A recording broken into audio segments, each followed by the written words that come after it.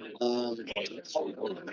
like to start the formal proceedings of our event, and firstly welcome everybody, and also give the welcome to the country. I'd pay my respects to the elders of the traditional custodians of the land in which we meet, the Gadigal people of the Eora Nation here in Sydney, and we have others online. So the Chaikin Oration, we'll just take a minute or so to introduce the concept to those who haven't been here before. It's our major lunch of the year. We have a luncheon series with distinguished speakers, but this is our major event of the year, and it's named in honour of Professor Malcolm Chaikin. And the two members of the Chaikin family are here with us today. Malcolm is remembered for his impact on the academia and the role that academia, learning and education can have in terms of impact on the world. His pioneering work in industrial waste treatment and recycling and desalination is a prime example of the critical role that this project, shaping project on critical issues, sustainability in this particular case. So today we're honoured to have a distinguished speaker who will build on this theme and tradition that Malcolm has commenced in terms of the impact that science and technology can have on shaping the society today. Now, Professor Brungs is a distinguished academic. He has a distinguished career, previously Vice-Chancellor of UTS, and now Vice-Chancellor of and President of UNSW. I don't intend to go into his very extensive, detailed career because it's all available online and the invitation to this event. So now I'd welcome. I would note also that UNSW is enjoying its 75th anniversary this year, so it's quite a significant year for the university. So welcome, Professor Brungs.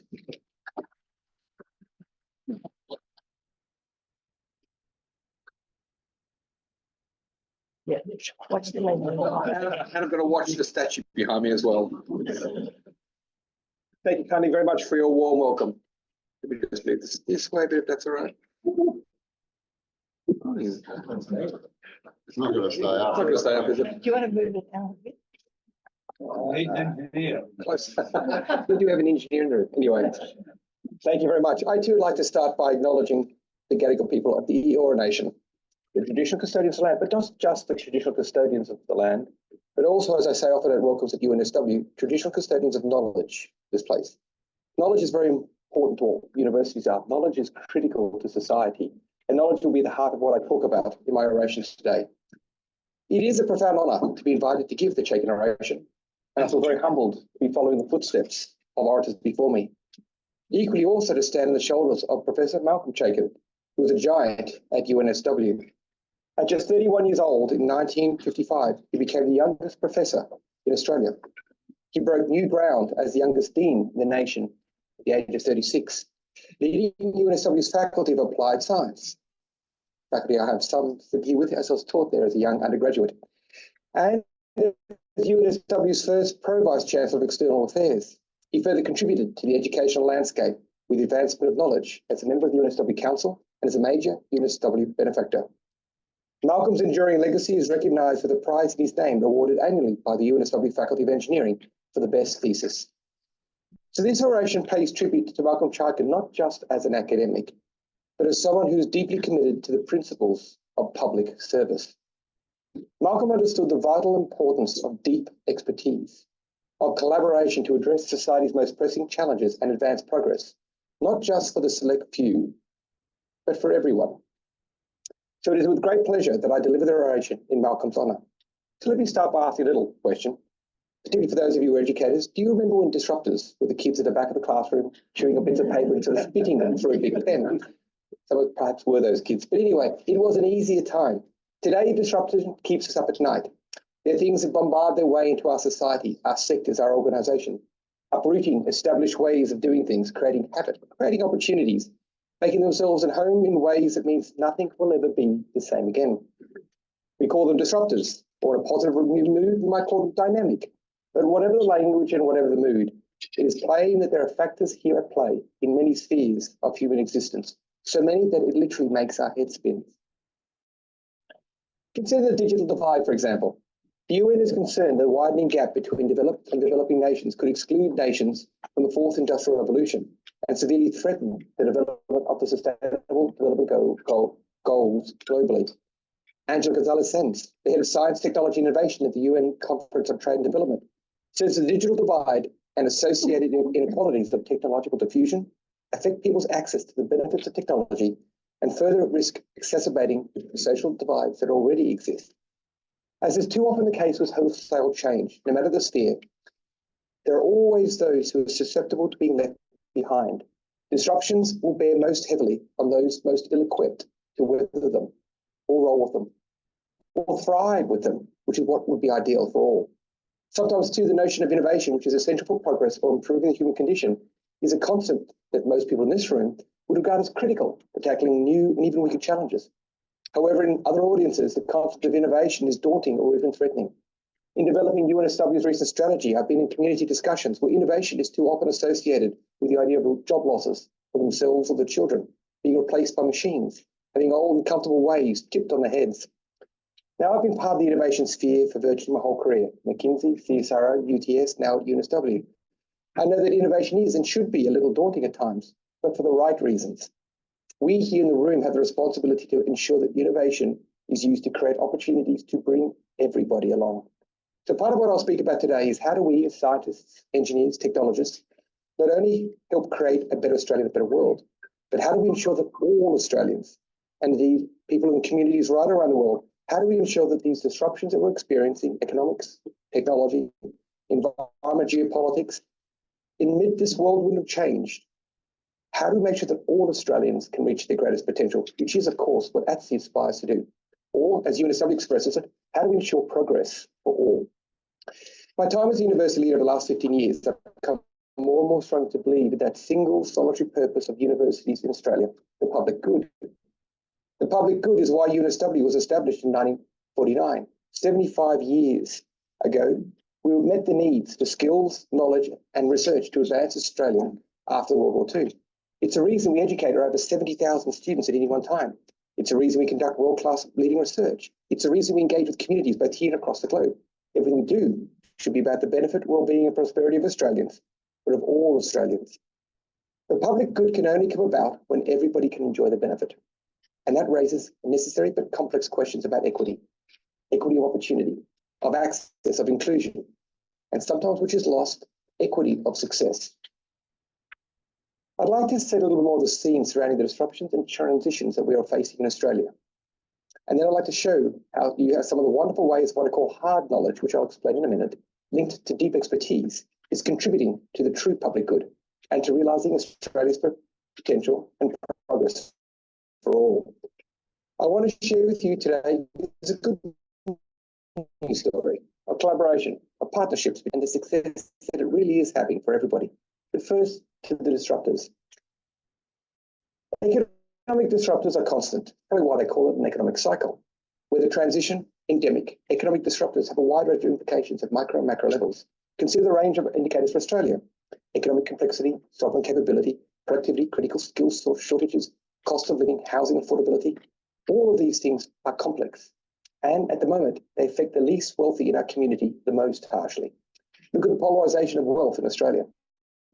The wealth gap is widening. The Australian Council of Social Service, ACOS, and UNSW published a report last year called The Inequality in Australia 2024, Who was Affected and How. The report showed that in the last 20 years, the average household wealth in the highest 10% of Australians grew by 84%. The bottom 60% grew by only 50%. That's a 30% growth differential in our lifetime. Australia's economic complexity is also very poor. ATSE's very own Dr. Woodthorpe wrote in the AFR in February, we're ranked 93rd in the world, far from nations we normally see as our peers. Japan 1, Germany 4, UK 8, even the US 14. Catherine rightly explained that we need to build more resilient and diversified economy that can withstand shocks and pivot. Our productivity is also poor. I'm sure I don't need to explain, but suffice it to say, we've got the lowest national productivity growth in over half a century. Sure, the big end of the mining boom was part of that slowdown, but there are many other contributing factors: competitive pressures, slower technological innovation, diffusion, shutdown in labour productivity. Given that productivity is the key driver of economic growth and living standards, given that it's the most important source of income growth for Australians in the last 30 years, contributing more than 80% of the growth in our gross national income, chronically low productivity does not bode well for the distribution of wealth.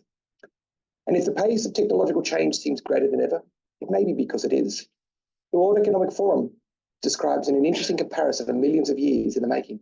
It says it took us 2.4 million years to be able to control fire and use it for cooking. 66 years to go from the first flight, the Wright brothers, to the moon. That only brings us to 1969. The form then charts the exponential development that's taken since then. The eradication of smallpox in 1980, the first web browser of 91, the International Space Station 2000, today's CRISPR gene technology, mRNA vaccines, AI. What will we see in our lifetime? I also note here that a recent paper by Nature proffered that papers, patents, and even grant applications have become slightly less novel relative to prior work in recent years, perhaps less destructive over time. But that paper actually begins by acknowledging the unprecedented expansion of scientific and technological overcomes that over the last century. As technological change advances, there is a very real risk that people, institutions, industries, and businesses who don't have the access or the skills or capabilities are left behind. I refer to the UN's concern on a global scale. Almost 10% of Australians are highly excluded from digital technology. The digital index score is trending upwards for Australia, which is good, but there does remain unacceptable realities. There's an unfavourable divide between capital cities and other parts of the country. There's a gap between Indigenous and non-Indigenous Australians. I know that ATSI is deeply concerned about this. In their submission for the roadmap for the First Nations digital inclusion, ATSI made 9 evidence-based recommendations to enhance opportunities for Aboriginal and Torres Strait Islander peoples to participate equitably in the digital economy and digital technologies. But unless we close this gap quickly, none of it's good, given that we're living in the era of what's called compulsory computing, where participation in society and access to essential services and information requires at least a smartphone, if not a decent internet connection. In environmental sustainability and climate change, you all know the precipice we're on. In 2022, the Intergovernmental Panel on Climate Change warned that the window of opportunity to ensure a living and sustainable future for us all is rapidly closing. The Paris Agreement to keep us to 1.5% and the UN's ultimate target of net zero by 2050, a target that Australia shares, are absolutely critical to ensure human security and survival. But as we transition to clean energy, to sustainable and net zero future, we need to consider the notion of a just transition, which acknowledges both the challenges and opportunity of systemic change of this magnitude. As the International Labour Organization put it, a just transition is greening the economy in a way that is fair and inclusive to everybody, creating decent work opportunities and leaving no one behind. The risks climate change poses are considerable: intensifying competition over land and water, impacts on food and hunger, disproportionate effects on people with the lowest income, who are largely dependent on natural resources such as agriculture, forestry, and fishing, increased risks to women and girls because of unequal access to resources, and of course, environmental migration. In 2022, climate change migration disasters caused more than 32 million internal displacements, according to the UNHCR. And of course, on top of that, almost 60% of the world's refugees and internally displaced people live in countries that are most susceptible to climate change. We're also living in incredibly complex geopolitical times. Instability, conflicts in several regions are having not only a huge human toll, but global repercussions for supply, manufacturing, and trade, highlighting once again the importance of economic complexity and sovereign capability. Consider the mass migration that geopolitical instability can cause. The UNHCR says by the end of 2023, there will be more than 117 million forcibly dispossessed people in the world. These are people forced from their homes because of persecution, conflict, violence, human rights violations, serious public order distribution. This is more than 1 in every 69 people in the world, and that number has increased every year for the last 12 years. And amid all these disruptions, economic, technology, environment, geopolitics, people and communities in Australia are grappling with their very livelihoods. The last perhaps called social cohesion. Social cohesion can perhaps be called a latest political buzzword. And through the genesis of the concept, however, was in the late 19th century with Emil Durkheim, His concept had two elements which remain very meaningful today. The first is the absence of any latent social conflict related to wealth, ethnicity, race, or gender, in his words. The second was the presence of strong societal bonds, such as civic society, representative and responsive democracy, and importantly, impartial law enforcement. Of late, unfortunately, social cohesion has been used for spurious and populist purposes, such as banning library books in the US or Australia for red herring around migration concerns. But despite the political rhetoric, divisive headlines, and misuse by political leaders, social cohesion is a genuine concern in Australia and across the world. Last year, the Scaling Foundation Institute, alongside with ANU, Monash University, and the Australian Multicultural Foundation, published a report they called Mapping Social Cohesion Across Australia. They found that the cost of living pressures were having a negative impact on Australians' sense of worth and belonging, on their connectedness to each other, to Australian values and society, and importantly, their trust in government. They found that only 36% of Australians trusted the Australian government to do the right thing for Australian people, or even most of the time. The report also found record 17-year lows for Australians' sense of belonging. Only 48% had a sense of belonging. The Edelman Trust Barometer also concurs that we are living and seeing less trust in institutions that are responsible for steering us towards a prosperous future. On a global scale, the Ipsos Social Cohesion Index in late 20 found twice as many global citizens had their sense of social cohesion as weak. There is an interesting coincidence in Western liberal democracies in recent years, the concurrent coexisting of declining social cohesion and the rise of populist politics. Think of France, UK with Brexit, Germany, US. Populism has arisen through dissatisfaction. Of course, many voters feel excluded from full participation and social opportunities. They feel that perceived elites are enjoying opportunities at their expense. The Australian Senate Legal and Constitutional Affairs Committee reported these broad trends across Western democracies include a declining trust in political institutions, rising influence of populism, growing social and economic inequality, and fraying societal cohesion. Social cohesion matters. It really is hard to conceive of progress for all if your all is fractured. And this, however, is where deep expertise come in. And I did tell you that this is a good story, so you're all looking a little glum. It gets better from here. As I said to you before, I would explain the title of this oration, Hard Knowledge. We live at a time where people expect things to be easy. Any problem can be solved, any information got by Googling or asking Siri. But probably most of the knowledge we need to solve the complex challenges I've spoken about is not easily acquired at all. And we need to embrace, not shy away from that fact. We need to value taking the time, the effort required to develop deep expertise and deep knowledge that surpasses the simplistic black and white information that exists in a vacuum or an echo chamber on the internet. Deep expertise takes information, converts it into ingrained, almost cellular knowledge that leads to true innovation, to applied solutions to complex problems. I'd like to offer deep expertise as a concept that synthesizes what Plato said about the status of knowledge, with the ideas that knowledge is actually personal.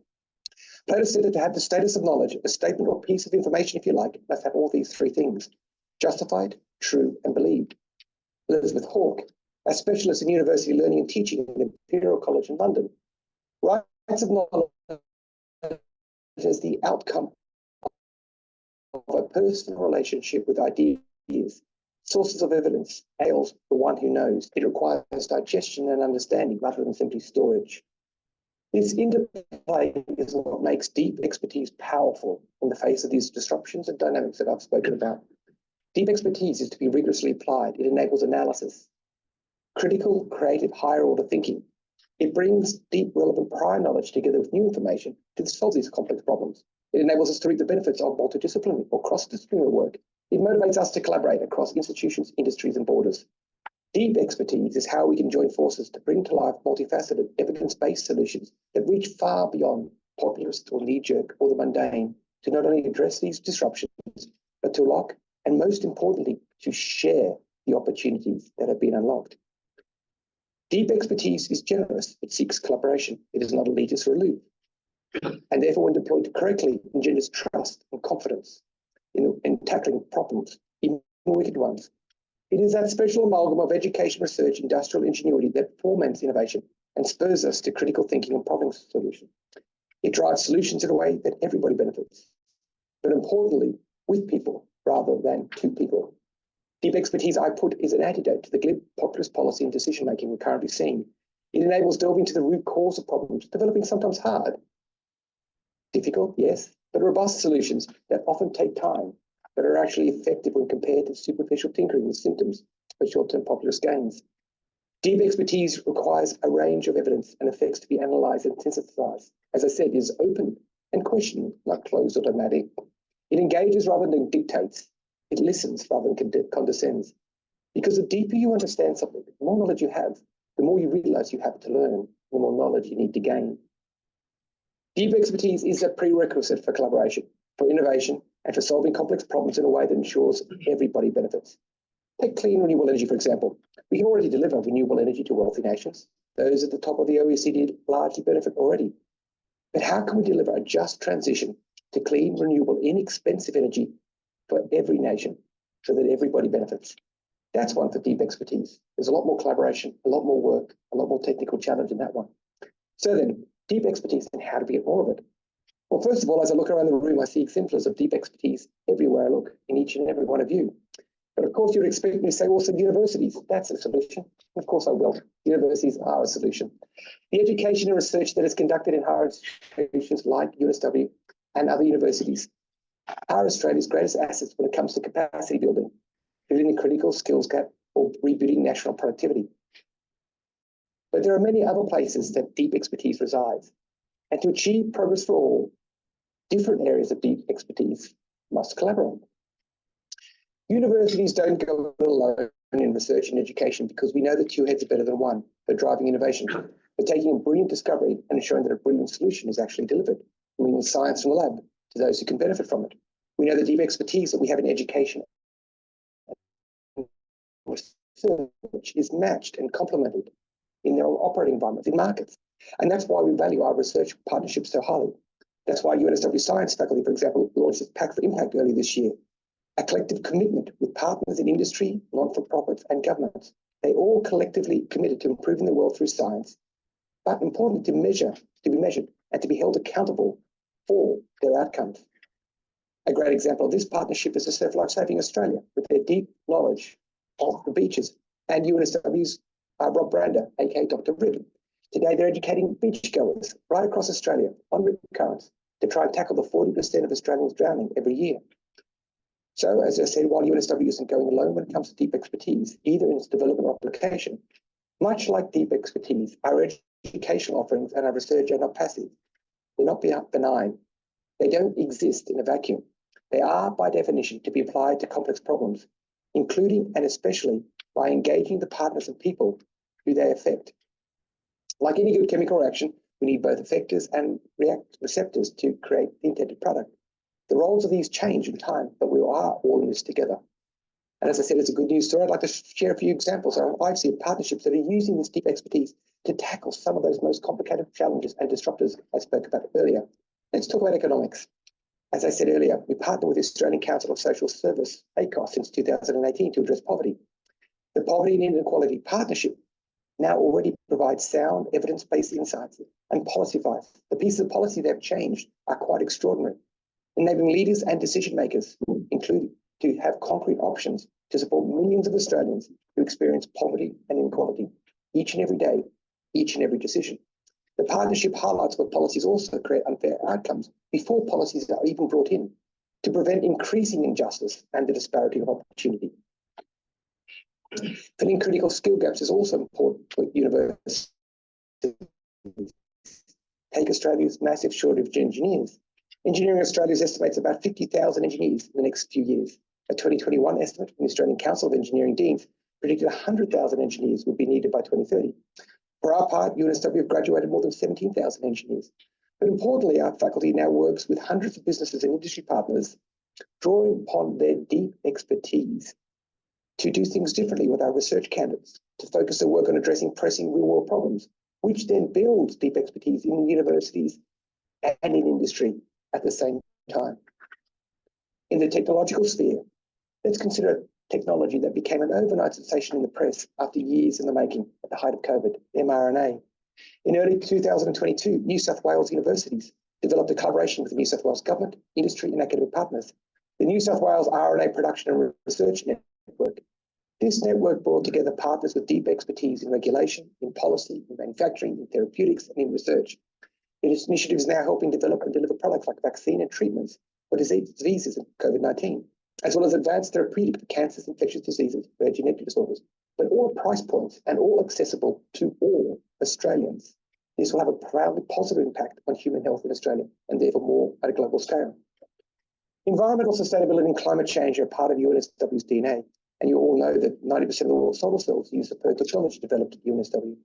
But in recent years, us, like other universities, have put significant effort into research in areas of sustainable production of critical minerals, strategic minerals, focusing decarbonisation, zero waste, energy efficiency. And the importance of also worked with industry, the key thing to upskill the industry to develop more deep expertise in the new industries at the same time. That's because when you talk about education now across New South Wales, we mean lifelong learning, cross-skilling and upskilling, because the development of deep expertise is a dynamic and ongoing thing. Just because you developed deep expertise years ago, the world has changed. We've recently launched, for example, an environmental restoration program in Fiji in collaboration with the University of South Pacific. The project is restoring mangrove growth.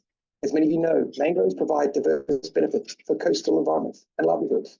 Think back to all the challenges that talked about environmental migration before. By tackling some of that, we create a blueprint for creating responsible carbon sinks.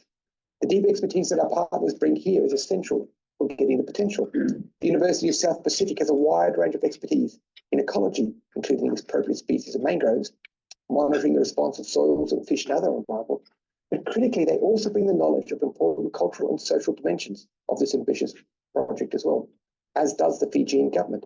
And SWIPE provides access to resources, which means that this project can have impact at scale. UNSW's Global Water Institute, especially the Water Research Laboratory, brings their own deep expertise in the coastal engineering, nature-based solutions, and the Southern Hemisphere's largest waste plume. This is an incredible combination of all sorts of different types of deep expertise. And only through tackling these problems together can we accelerate the progress towards global net zero. The motto of our Global Institute, I think, says it perfectly. In partnership, we do collectively that which cannot be done individually. One of the programs I'm most excited about involves a rubbish tip. For those of you who may know, ARC laureate Professor Veena Shahwala. She's known for incredible work in recycling, but the Smart Centre licensed its green ceramic microfracture technology to a company called Can Do Technologies. I've always loved it, great name, and they really can do it. And the Shoalhaven Council. At the site of this waste and recycling depot, they're using a variety of waste materials to produce green ceramics. Incredible things for the environment. But again, the expertise that they have in Kandui, in the Shoalhaven Council, in the local community, all together connect and make these changes. The combined might of Kandui and Shoalhaven Council in waste management, logistics, business management, recycling dovetails with the microfracture technology, and importantly, creates a deep collaboration with community roots, which enables it to expand and scale. Geopolitics. The Caldwell Centre for International Refugee Law is recognised as a world-leading expertise in displacement of climate change. It combines rigorous legal and archival analysis, but importantly, it connects with governments, community groups right around the world, so that to other governments, that through the Caldwell Centre, there is a credible, non-partisan expert, but collective voice in this debate. Again, drawing on this deep expertise developed in many regions. These are just a handful of ways that I propose that deep expertise is already being used to solve some of society's most pressing challenges.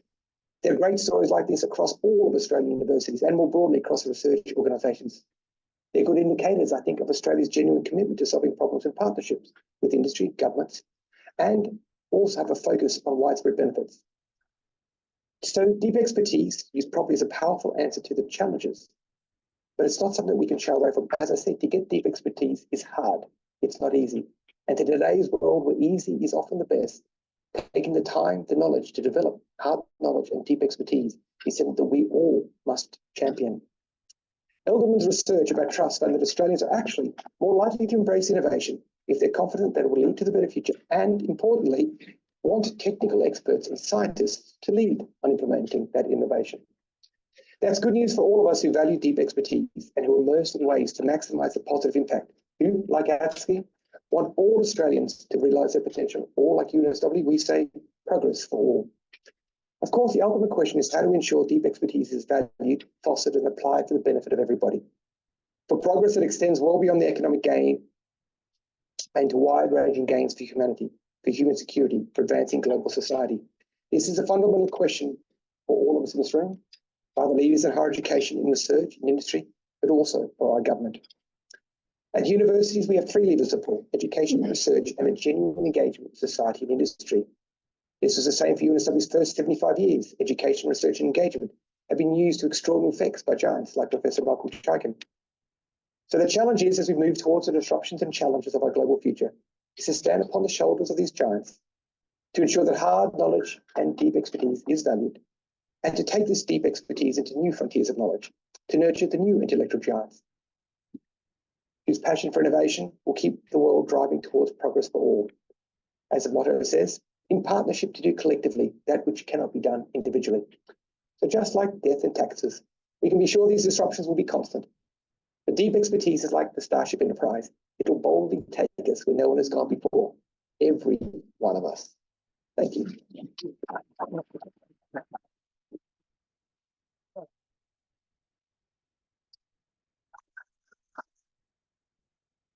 Thank you, Professor Brungs. So there will be a vote of thanks later, but we now have about half an hour for questions, Q&A.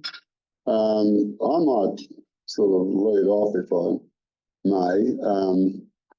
I think the theme of your address has sort of got very receptive audience here. But if we're going to sort of promulgate this message of deep expertise and impact on society, we need to influence the political class in some way. And the only way I know that we can influence the political class is to get some populist message, so you actually get a constituency that actually believes in your message, so that the politicians will start to take notice.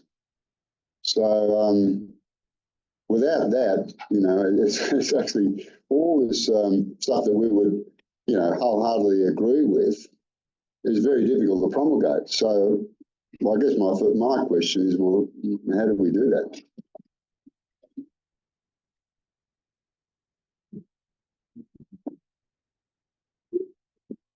It's always a challenge promulgating things to people who don't necessarily want to listen. But I would suggest that there are a number of ways we can do that.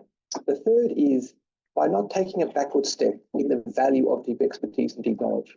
Often I think in today's society, again, as I said, with all the trends about things being easy and how easy life can be or easy things should make it, or a lack of value in deep knowledge or even expertise, it's not just the people in this room through how we talk about it, but demonstrating it. One of the ways that I've actually found it most effective to influence political decisions is not necessarily what I say to them, but what others say to them. And so I think more and more universities now are working with communities, with different businesses and so forth. And then in that collective, once people see the demonstrated undeniable benefits of this type of knowledge, of these ways of working together, it gets harder to deny. So I've always thought, yeah, as I said before, the best argument is not what I say, it's what people say about the work that I do. And if there's things that are absolutely demonstrated, I think that's what we can do. The challenge we have is it just takes unremitting focus to keep on doing, not to be dissuaded, not to be tired. Particularly this moment in time, I think there are so many challenges going on. But again, I think if you look at some of those surveys that I looked at, the Australian people in general, they still trust experts. The thing that bothered me most of all is that they want innovation that leads to their future. And most importantly, they trust experts to lead that. So we have to tap into that and not be so dissuaded sometimes. But even if we go to some of the Canberra bubble, for example, they say this is one view of the world, when we actually know another view of the world exists on the ground, the communities right across Australia. Okay, I'll tell you, yeah. go here. We'll open up for questions now.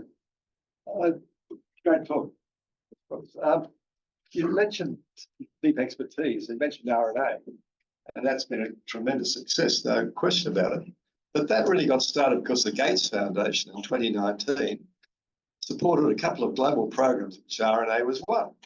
And that has been successful and ranging on to all the other areas you mentioned. Do you think Australian universities and the philanthropic sectors are doing enough in Australia to try to get that idea of really getting philanthropic money into the really good problems of the future, to have real funding that's going to be translated into successful outcomes? And if not, how can it be done better? We're often compared quite unfavorably to the US and other countries in terms of philanthropy, and absolutely in dollars and percentages we are. That said, I think we have a couple of advantages that others don't have. The first is, I think, given the funding situation, given the funding, I understand this out. No, no one can hear. What have I done wrong? That's a good idea. A couple of things I'd say to that. As I said, the first one of the advantages we have in Australia is, given our funding has been slightly more anemic than many other nations, we've got very, very good at collaborating and at pulling together funding, not just from different parts of Australia, but around the world. That, I think, puts us at a great advantage now when many of the big challenges that we face have to be multifaceted, have to be multi-partnered. So I actually see in the last 5 to 10 years, Australian research being actually kind of better at that, because we had to be good at those partnerships. So I think that's an advantage that we have and we should drive hard on. The second one, I'm actually seeing a shift in even philanthropy in Australia. So, I mean, at UNSW, I was speaking this morning at our leadership forum. A number of years ago, we were about $20–30 million per annum in philanthropy. The last 3 years, it's been $100 million in philanthropy. Now, that's nothing compared to the billions that Harvard gets. But for Australia, $100 million a year spent on really focused problems can make a huge difference. So I'm actually quite optimistic by what is going. The third point is, I think there is I'm seeing a really interesting policy discussion happening, which I am optimistic about, and that is more broadly about research funding in the country. There is something that the GOA put out calling the pathway to 3%. And in the OECD, basically, they put 3% of funding into R&D, where one-ish, okay, a long way from that. And while it's not going to happen in the short term, we have a whole lot of central agencies, Treasury, Finance, the sort of mechanism of government actually have engaged with research in a way that I've not seen in my entire career. And the reason for that is threefold. The first is they see the necessary for research and productivity. They're more worried than anybody else at the stalled productivity of our country. The second one is they understand that with the global geopolitics of the world, there's two things that affect those. We're at the end of a long supply chain. Okay, and unless we do things ourselves, we can't always, as been almost Treasury doctrine, let's just buy what we need. Okay, we need to have some input into that innovation. So that's changing. And the third one, quite rightly, again due to geopolitics, is sovereign capability. So many of these things, we have to have the ability to do it ourselves in Australia.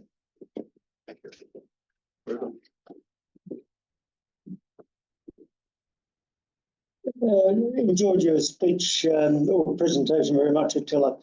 My question is, you are visionary and you see these research projects and you see a direction that requires researchers. To what extent, and I'm suggesting it's negative, will the capping of overseas students generate a problem? That's a nasty. It's not a nasty question, but it's kind of it's one of these answers that are kind of obvious, It is impossible not to see the damage that is going to occur. Okay, and again, I'm speaking to an audience that both understands this and can see that we have in Australia built up a system where not only do we have international students which provide great benefit for the community in terms of the cultural aspects they bring, they provide great diversity to our campus, they provide an incredible diaspora that we have around the world. I mean, the amount of students who get connected with business arrangements, particularly Southeast Asia, because they've been connected to Australia, is incredible. I think success of the Australian international student. I would also posit quite carefully, because of national security, there's been a couple of times we may have come close to war, but didn't with some of our northern partners, because their head of their military and our heads of our military were actually educated together at ADFA. So they called them up, said, do we really want to do this silly thing? All of those things help with people-to-people connection. And on top of that benefit, they subsidise the education of an Australian domestic student. Every university is different, but at UNSW, it's about 15% of an Australian student gets subsidised, and it subsidises the bulk of our research effort. So with this cap, it is going to make it significantly challenging to keep Australia's research efforts going. And that's something that myself and other vice-chancellors are working against the caps, of course, but also working with the government to make sure that they realise the implication that this has. One of the challenges with research, and this is something that worries me more than anything, is what I call the hysteresis. It takes ages to build up. research. But if you do something stupid, okay, and it goes away, it'll take you 10 years to get it back. It's not a tap that can be turned on. Deep expertise requires time. If we lose a lot of deep expertise overseas, if we cut the facilities that requires the building deep expertise, this is not something they can say, whoops, we made a policy mistake, let's do it again next year. That's gone for 10 years. And that's one of the real challenges that we have.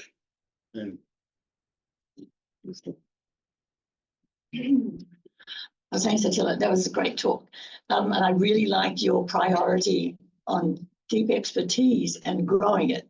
So my question is, does generative AI and those tools, is that going to help accelerate our increase in deep expertise, or is it going to hold us back because it's too easy? That's a great question. And I think that's things that people are grappling with across university sectors at the moment. I personally, because I'm generally an optimistic person, think it'll actually help us develop deep expertise in different ways. Viewing AI as a tool, as long as we use it as a tool, it then makes things easier that we shouldn't be wasting our time on. Okay. And it is a really, really, really bad analogy. But I think through because at the moment we're working how to use deep AI and AI in exams, how do we use it for assessment, etc. These are just sort of minor things that you think about as a university. But because I'm old, okay, I remember a time when I went to do exams and they said, you can't have a calculator. You have to do all this maths in your head. I'm going, yeah, fine, I could do that. But seriously, if I'm doing all these engineering calculations, having a calculator would make it slightly easier. And then I could spend my brain power working out what the formulas mean and what they do. So similarly, just banning AI I don't think helps to develop deep expertise at all. From our perspective in terms of research, how we operate it, how we engage with it, I think AI connected with properly is a huge boon. It will alleviate many of the sort of more simple tasks that you talk about. Even tasks we regard now as complex, future will regard as simple. That enables us then to develop our deep expertise in complementary and in other areas, which again enables us to progress much faster.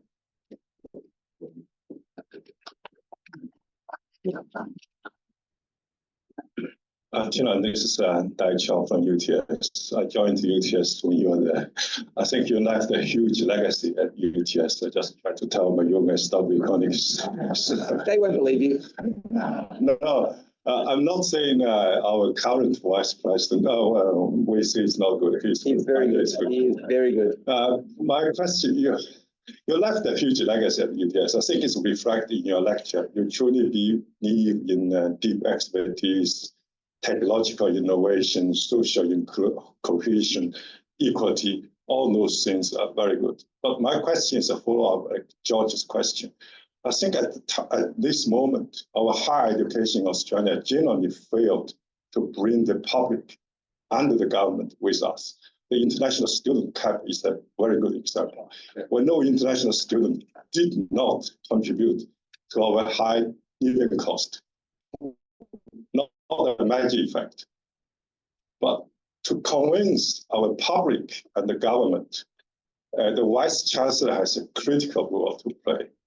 Not the professors, not deep expertise. What was the reason why our Vice-Chancellor cannot cut the messages through? Is it because our Vice-Chancellor take a very high salary, which is usually double than the Prime Minister's? We alienate from public as well as from the Minister. What's your thoughts? I'll give 3 thoughts on that. First of all, I know that all the Vice Chancellors are working very hard. I would also disagree with you When you say both the public and the government don't value universities. All the evidence we've seen is at the moment there is a tough conversation with government from both sides. Okay, if you talk to say the New South Wales government, they deeply understand the value of the universities. If you think through, I'll just use an example of international students and difference of governments. Back in COVID, the federal government told all international students to go home. The state government said, no, please don't do that. You are welcome. And not only are you welcome, they gave money. At the time, we were all given money to look after people who've been kicked out of their housing, okay, because of that. They gave $20 million to the New South Wales universities who all acted collectively to look after students who were being put on the street and students who couldn't have enough food. So the New South Wales government absolutely understood both the value of universities and the value of international students that come in. So I wouldn't say it's as simple as that, okay? But more broadly, you're right. At the moment, there is a political challenge at the federal government level around the value of universities. It's interesting because it comes literally 6 months after we've had something called the Accord process. those of you who know what the court process is, that's actually a document that this federal government wrote. This Education Minister, Jason Clay, very visionary in it, trying to connect early childhood, school education, and higher education together. It was an incredible document because for the first time ever in Australia's history, it talked about the value of higher education to all Australians. Okay, it talked about the value of education to prosperity, to well-being, to inclusion, to access. It's the first time ever in a Commonwealth government document that talked about the value of research and the fact that our research funding system is broken. Okay, so funny enough, for a couple of years, we've been working very assiduously towards this seminal document which understood the value of universities and what we had. Then can I pause it for a quick shift in politics? We're now where we are. I'd also maybe disagree with your second one, that it's not just the Vice-Chancellor's role. In fact, I reckon professors, those with deep expertise, our industry partners, everybody else, they are more believed by politicians, shall I say, than sometimes Vice-Chancellors. So they do have a very important role. That's why I said it is on each of us to make sure we use our deep expertise. It's on each of us to work with the communities, on each of us to make sure the answer to your question is how to make sure that people understand the value of universities and cherish them.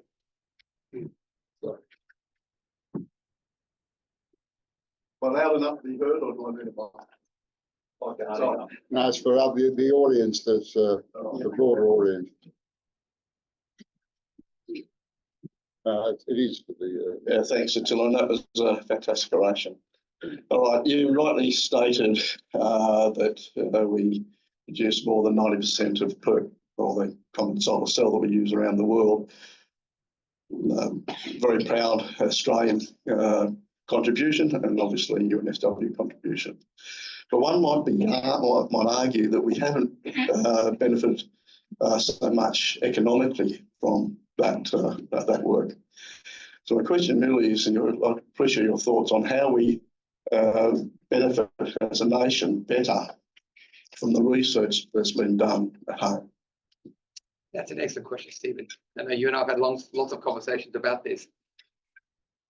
Again, optimistically, I think Australia's in a much better position in the last 5 to 10 years than it was 20 or 30 years prior, in terms of how do we capture the broader benefit, not just the economic benefit, but the broader benefit. First of all, if I go to the perks levels, you're right, Australia didn't get necessarily some of the economic benefit because all the manufacturing was done overseas. I would say that there could be, being cheeky here, there could be an argument that if we waited for Australia to manufacture it, it would never be manufactured, in which case the amount of emissions that would have been around the world in the last couple of decades would have tipped us way beyond the 1.5 that Paris is trying to do.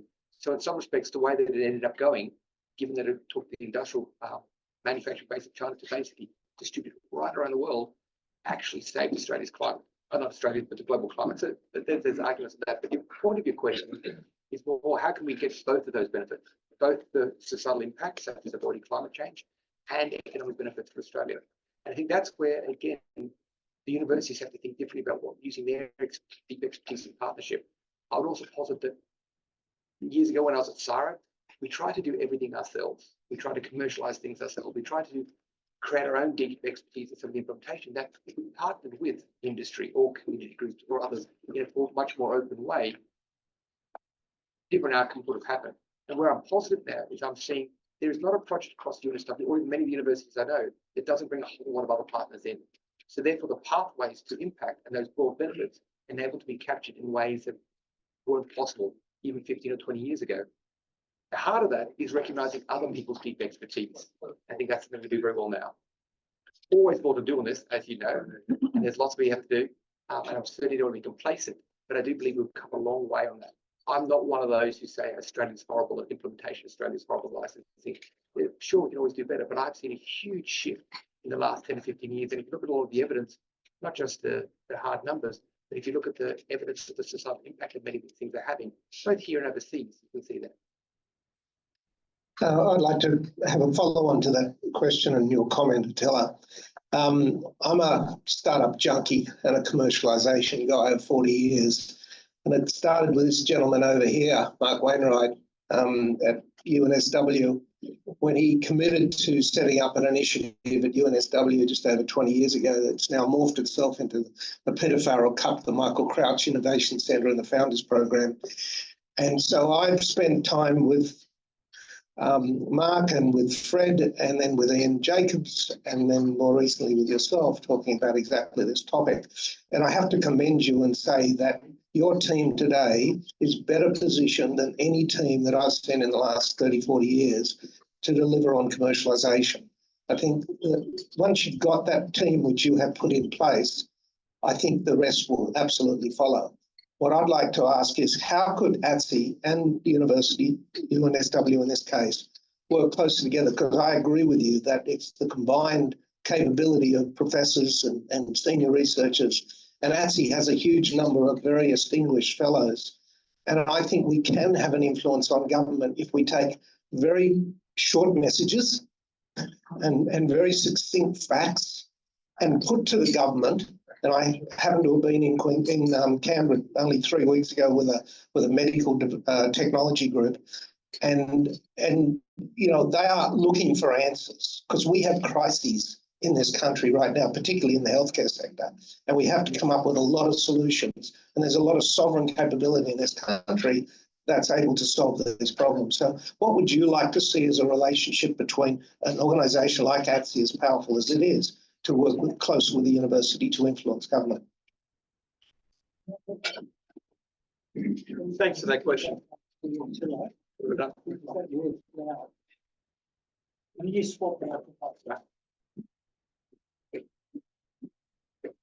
Thank you very much for your comment and for the question. Funny enough, on the journey here, I was thinking exactly about that as I was just reflecting what I wanted to say in the oration, and thinking, just sort of musing on the incredible power of the asset that you have in ATSE, in its members, but in itself as an organisation. Something that I've been actually very buoyed to see that ATSE has been doing in the last few years is there's been upping the number of advices that they've been providing, okay, and expert reports. All of those things I think is a direction would I actually like to see accelerated. The more I thought about what I wanted to say today as well, the more I think there is a space for not just universities, because often the government works with universities well, but a body like ATSE to provide that it's got even more independent, but deep expertise advice. But the challenge, of course, with ATSE is that, you know, it's run by people who are passionate. So I suppose what I'd like to see the universities do is how can we support ATSE more than what it does? So getting much a close connection. One of the things that I really was, I suppose, speaking about for all the learned academies, how do we get our early career academics involved?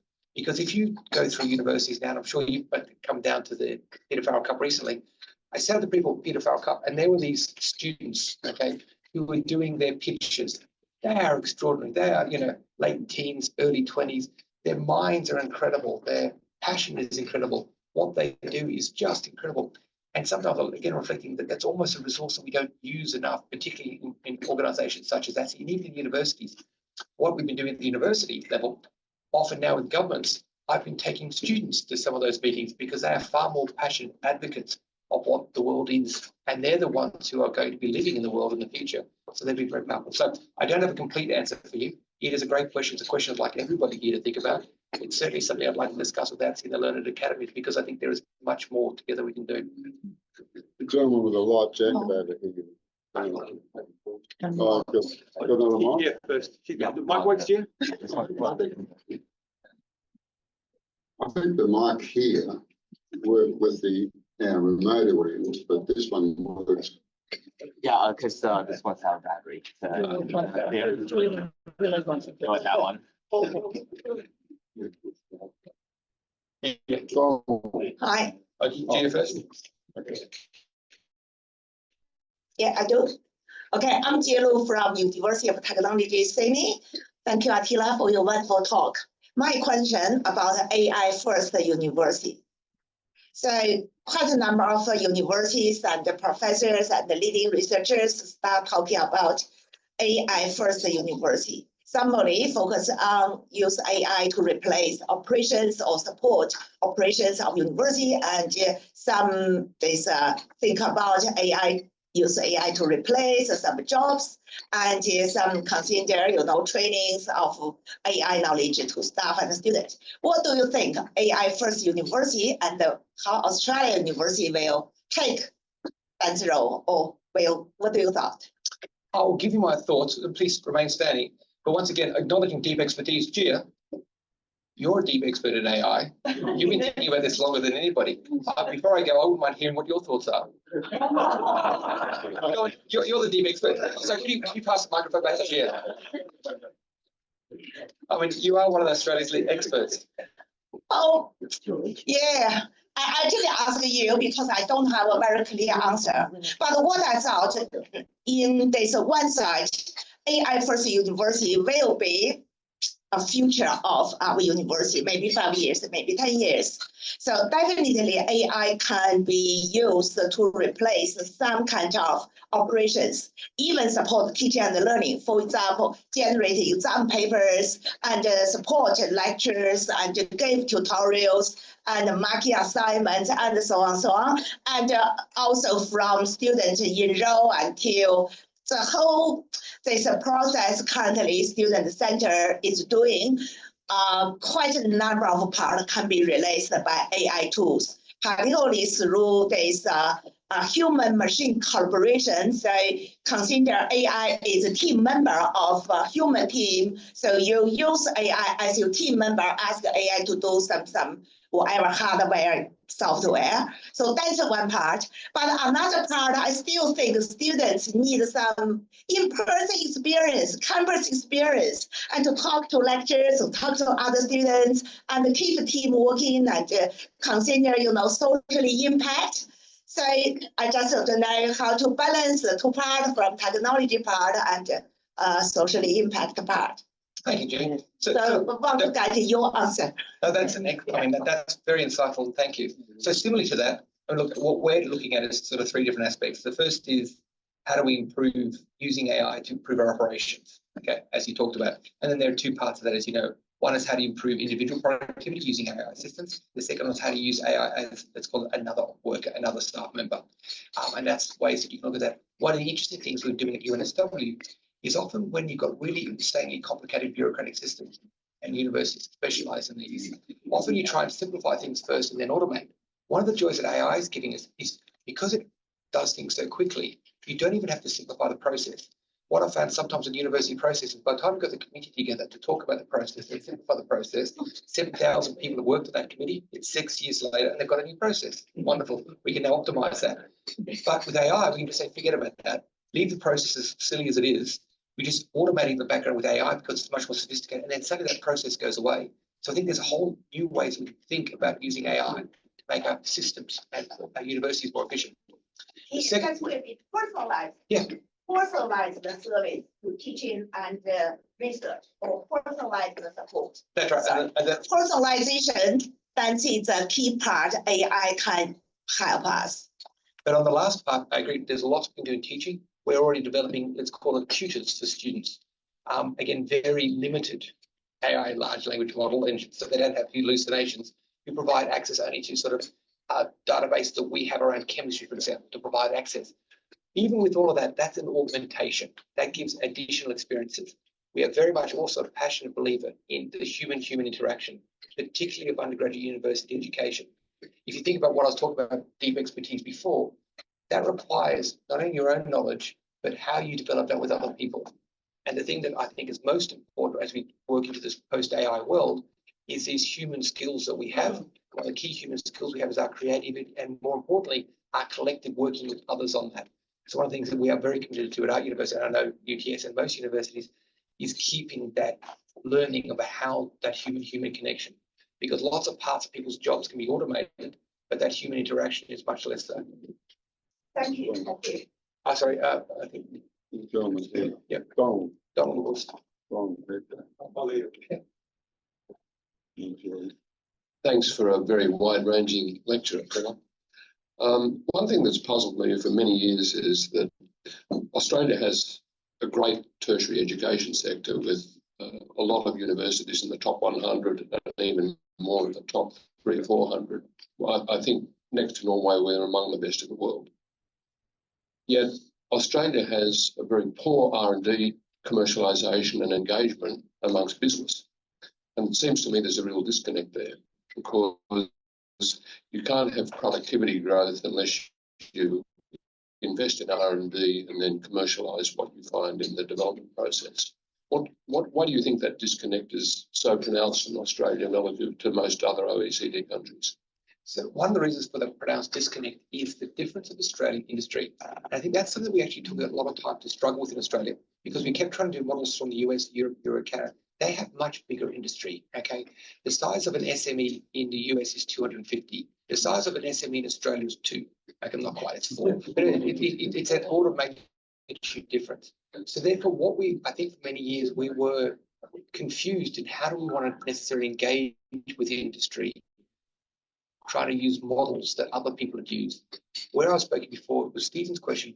I see universities and government industries now actually engaging the industry that exists in Australia, not the industry that we wished we had from Europe, because there's a lot of innovation. I mean, I come to that example with Kandui. Kandui's got 6 people in a tip in Nara, okay? Now, if we'd engaged with them like we'd engaged with, Procter & Gamble, it wouldn't have worked. We engaged with them in a very different way, and it is working quite well. So I think in the past, exactly what you say is true. It is harder because dealing with 60 Kanduis instead of one big company takes more time and effort. But I do think universities are finally coming to the realization that we do a very different industry in Australia or other places. We are able to deal with big industry from overseas, international companies, as well as all the small ones. And by making sure that we, let's call it, drive our commercialization towards what exists and how we do it, I think that's the way that things are slowly changing. So I agree that disconnect is there, but I think that disconnect is ameliorating and disappearing as we all start to deal with the industry that we have in Australia. I think we'll try one more question, Julie. Julie Van Dyke. Yes. G'day. You got the mic.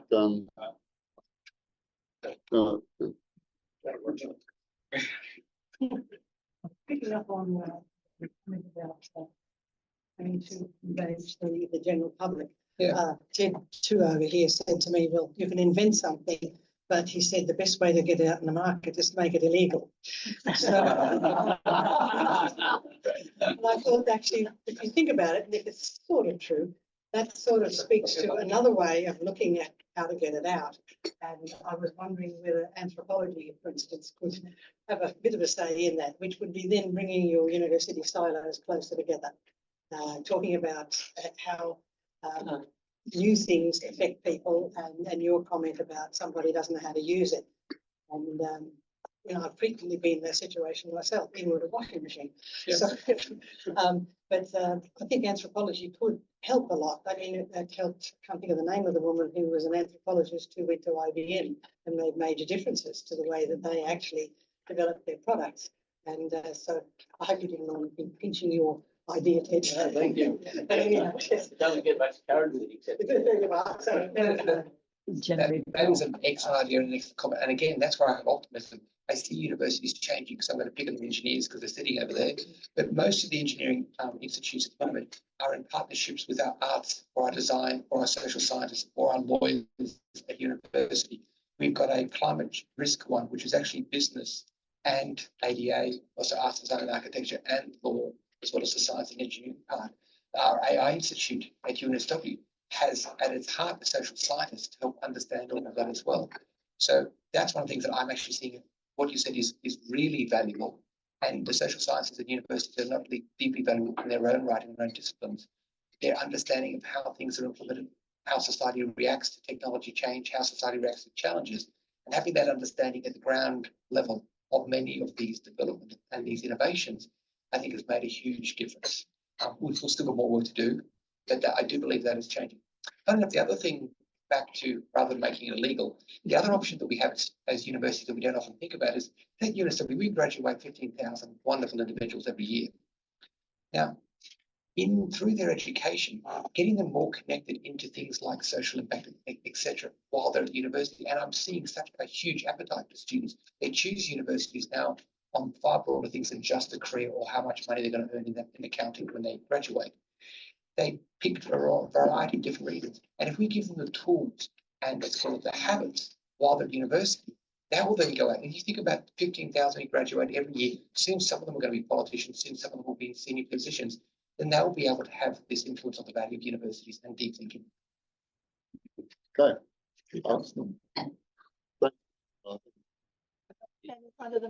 think that's all we have time for. But before I call on Further Tyree for a vote of thanks, I have one duty, which is in the tradition of the Chaikin Oration, and that is to present a medal to our orator. Now, I have to say that I'm an engineer, but I'm also an economist, and I believe in incentives. But in this case, the orator didn't know he was going to get a medal, so he agreed to do it anyway.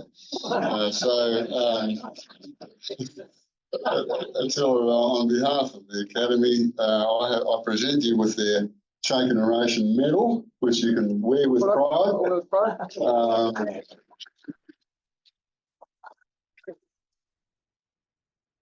I think we'll have to move around the lights.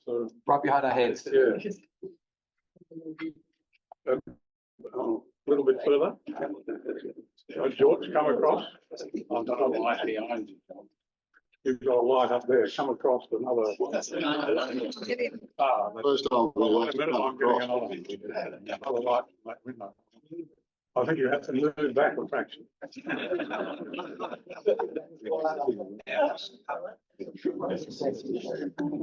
Good. That's very good. Thank you. Would your presentation be available as a soft copy? Absolutely. Oh, excellent. I think ATSI will appreciate that. I've made some notes on the drive here. I'll just put those in and I'll send it to you. Excellent. Thank you very much.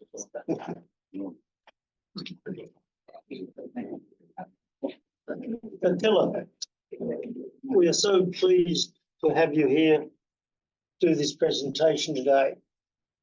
It's very interesting for me to look at one of the Chaikin family members over here who reminds me of his father. The pedigree, if you like, of the Chaikins you've demonstrated with clarity, and their Professor Chaikin's influence into the University of New South Wales over the years. We've learned so much from what you spoke with, not just UNSW. There could be something from Sydney University over here if Dick Kell can hear. The Sydney University, which is well represented, UTS, which is well represented, and of course UNSW over here, which you are now leading. The influence of Chaikin's pedigree continues, at least in all three of these universities, in my opinion. And you brought to the fore the importance of research. You brought to the fore, dare I say, the importance of overseas students. That, and I was going to ask another question, which of course now I can, because I've got the microphone. When I was setting up a Tyree operation in Indonesia many years ago, one of those influences of overseas students came home to me so well, because I walked into the Minister for Industry for Indonesia to put a case up that we be granted a license, which you had to apply for, to start manufacturing in Indonesia. And he didn't want to look at any of the case study, any of the proposals that we paid maybe $100,000 for. He said, you know, I've been looking for an opportunity to repay the University of New South Wales for educating me under the Colombo plan. And that influence was very strong, and dare I say, the importance of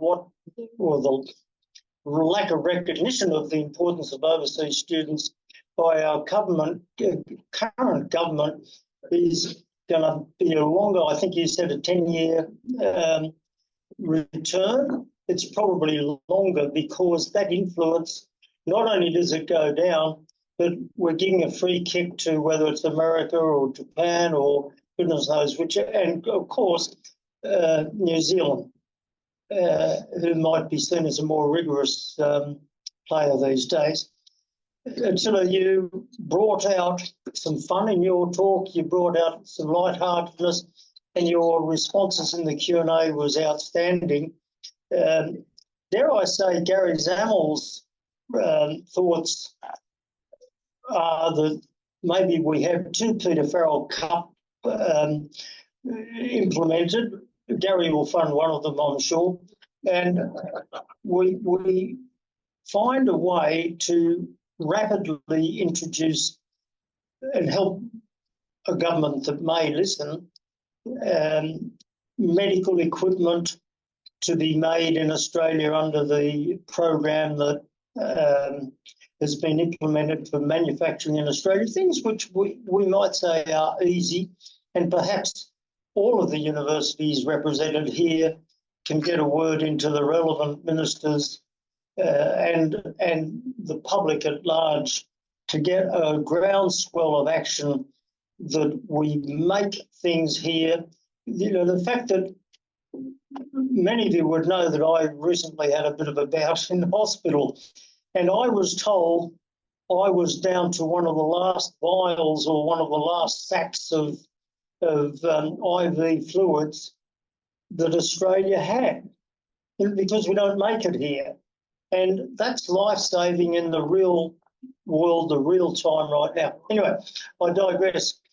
Universities play a great role. You're playing a great role at UNSW, and we thank you. And may I invite everyone by normal measures acclaim. Thank you.